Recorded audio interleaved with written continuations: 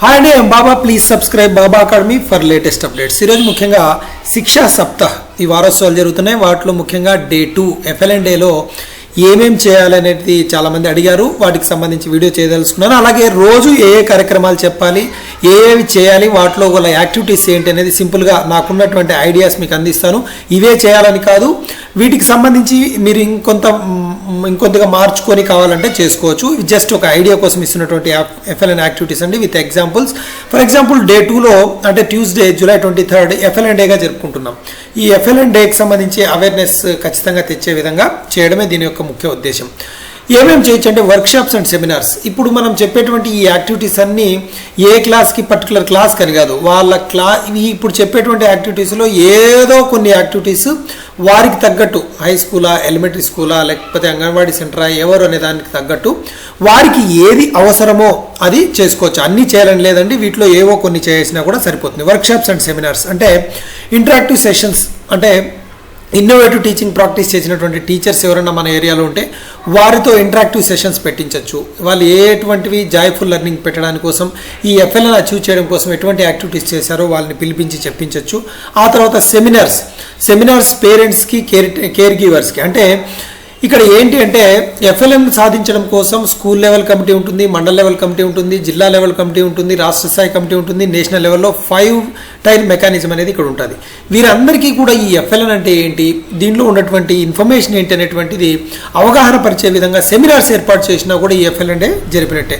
అంటే మనం స్థాయిని బట్టి, మన పాఠశాల స్థాయిని బట్టి వీటిలో ఏదైనా కూడా జరపచ్చు. ఇంకా interactive learning sessions for children. ఇప్పుడు మనం చెప్పింది జనరల్గా అందరికీ, స్టేక్ హోల్డర్స్కి. మరి చిన్నపిల్లలకి అయితే, అంటే చిన్నపిల్లలు అంటే స్కూల్ పిల్లలకి ఎలాంటి కార్యక్రమాలు చేయొచ్చు అంటే engaging activities, games focused on FLN. అంటే మనందరికీ తెలిసిందే, పిల్లలు నేర్చుకునే విధంగా, అంటే వాళ్ళు నేర్చుకోవడానికి మనం ఎటువంటి కార్యక్రమాలు చేస్తున్నాం, ఎటువంటి యాక్టివిటీస్ చేస్తున్నాం స్కూల్లో అంటే మనందరికీ తెలిసినటువంటివే.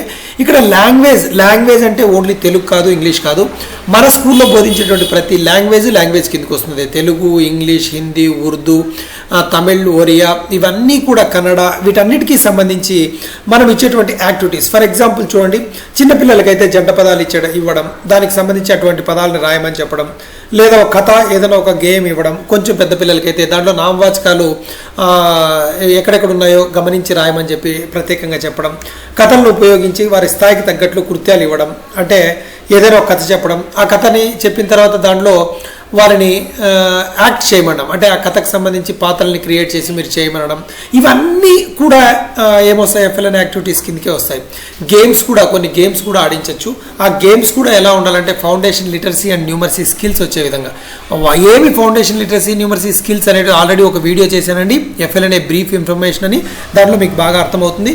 ఇంకా మ్యాథ్స్ క్లబ్స్ ఏర్పాటు చేయొచ్చు, నంబర్స్ చదివే విధంగా చేయొచ్చు. చిన్నపిల్లలైతే బోర్డు పైన కొన్ని నెంబర్స్ రాసి వారిని చదవమని చెప్పచ్చు. ఇంకా ఆ తర్వాత ఆర్డినల్స్, కార్డినల్స్, నామినల్స్, వీటి గురించి అవగాహన పరచచ్చు.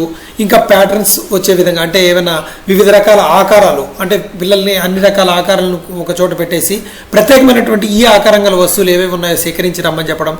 ఇలాంటి డిఫరెంట్ యాక్టివిటీస్, మనకి అందుబాటులో ఉన్నటువంటి ఏ యాక్టివిటీ అయినా కూడా ఈ విధంగా గణితంలో చేయడానికి అవకాశం ఉంది. అలా కూడా చేయొచ్చు. రకరకాలుగా ఉపయోగించి రోజువారీ మనం ఉపయోగించేటువంటి కేజీ రాళ్ళు, నెక్స్ట్ ఈ 2 కేజీల రాళ్ళు, 5 కేజీల రాళ్ళు, ఇటువంటి రాళ్ళని స్టోన్స్ ఉంటాయి కదా, వాటిని ఆ బరువు తూచడానికి అట్లాంటి వాటిని తయారు చేయమని, నమూనాలు తయారు చేయమని చెప్పచ్చు. ఇంకా activities based on toy based and play based and puppet show అన్నారు. పపెట్స్ తయారు చేయించవచ్చు, పపెట్స్ తయారు చేయించి స్టోరీ టెల్లింగ్ చెప్పించవచ్చు. ఆ తర్వాత ప్లే బేస్డ్ అంటే ఏమైనా అక్షరాల్ని, అన్ని రకాల అక్షరాలను అక్కడ పెట్టి, for example CAT cat, C తిమ్మనడం, ఏ తిమ్మనడం, క్యాట్ టీ తిమ్మనడం, ఈ విధంగా CAT క్యాట్ అనేటువంటి వచ్చే విధంగా చేయడం.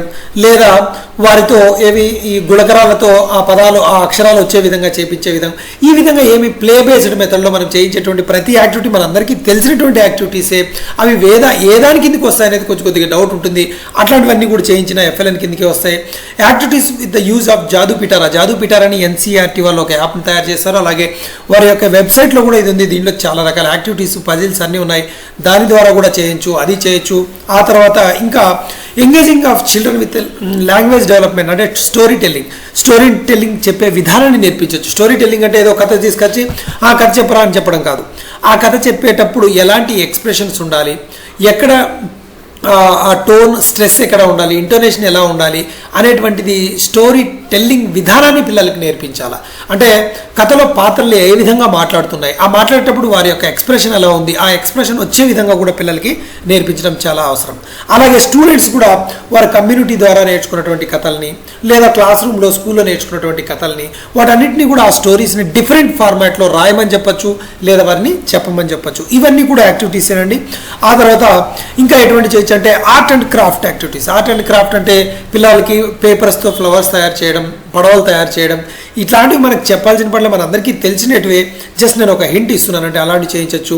Taking of Nipun pledge, Nipun భారత్కి సంబంధించి ఒక ప్లెడ్జ్ ఉందండి. మనం అందరూ కలిసి ఈ యొక్క ఎఫ్ఎల్ఎన్ ఏవి గోల్స్ అన్ని సాధిస్తామని చెప్పి విద్యార్థులు అందరూ పునాది అభ్యసన నైపుణ్యాలు సాధించే విధంగా వారికి అనుకూలమైన అభ్యసన వాతావరణాన్ని నిర్ధారించి అమలు పరచడానికి చేయి కలిపి పని చేద్దాం. జస్ట్ ఒక లైన్ చెప్తున్నాం. Let us join hands to ensure a conducive learning environment enabling all children to achieve foundational skills. ఇట్లా ఉంది అది. నెక్స్ట్ వీడియోలో నిపుణ్ భారత్ ప్లెడ్జ్ అని ఒక వీడియో చేస్తాను, జస్ట్ 1 minute, అది కూడా మీకు అందుబాటులో వస్తుంది, చూడండి. ఆ నిపుణ్ భారత్ ప్లెడ్జ్ని కూడా చేయొచ్చు. అదేవిధంగా రీడింగ్ సెషన్స్ని కూడా ఏర్పాటు చేయొచ్చు. ఏదైనా స్టోరీ కమ్యూనిటీ ముందర మంచి రీడింగ్ సెషన్స్ ఏర్పాటు చేయొచ్చు. కల్చరల్ యాక్టివిటీస్ కూడా, ఎఫ్ఎల్ఎన్కి సంబంధించినటువంటి కల్చరల్ యాక్టివిటీస్ అంటే స్టోరీస్ ఉంటాయి. ఆ స్టోరీస్ని విద్యార్థులకు పాత్రలు ఇస్తూ అక్కడ ఏంటి డ్రామా రూపంలో ఏర్పాటు చేయడం, లేదా పాటల రూపంలో ఈ యొక్క భాషకు సంబంధించినటువంటి విధానాలు, పద్యాలు, ఆ తర్వాత ఇంకా ఇట్లాంటివన్నీ ఎఫ్ఎల్ఎన్ మేళా అంటే అందరినీ పేరెంట్స్ని పిలిచడం, ఆ పేరెంట్స్ను అక్కడికి పిలిచిన తర్వాత వారిలో చెప్పించడం, అక్కడ చిన్న యాక్టివిటీస్ చేయించడం. ఆ మేళాలో అందరూ కూడా పేరెంట్స్ ఉంటారు. ఆ తర్వాత అక్కడ ఉన్నటువంటి ఆల్ స్టేక్ హోల్డర్స్, అంటే రాష్ట్రం వరకు ఉన్నటువంటి స్టేక్ హోల్డర్స్ అందరినీ కూడా పిలిపించడం, వారి ద్వారా ఈ ఎఫ్ఎల్ఎన్కి సంబంధించినటువంటి వివిధ కృత్యాలు చేయించడం. ఫర్ ఎగ్జాంపుల్ వంకర టింకర లైన్లు ఉంటాయి, ఆ లైన్లో నడవమని చెప్పడం, ఆ తర్వాత గీతల మీద నడవమని చెప్పడం, తాడు పట్టుకొని నడిచేది, తాడాట, కాగితాల నుంచి బొమ్మలు, ఇట్లాంటి ఒకటి కాదు, ఇవన్నీ ఎఫ్ఎల్ఎన్ మేళా కిందికి వస్తాయి. ఇవన్నీ కూడా చేయించి ఇలా చేయొచ్చు. అంతేకాకుండా కమ్యూనిటీ ఎంగేజ్మెంట్ అంటే అవేర్నెస్ కంపెయిన్స్.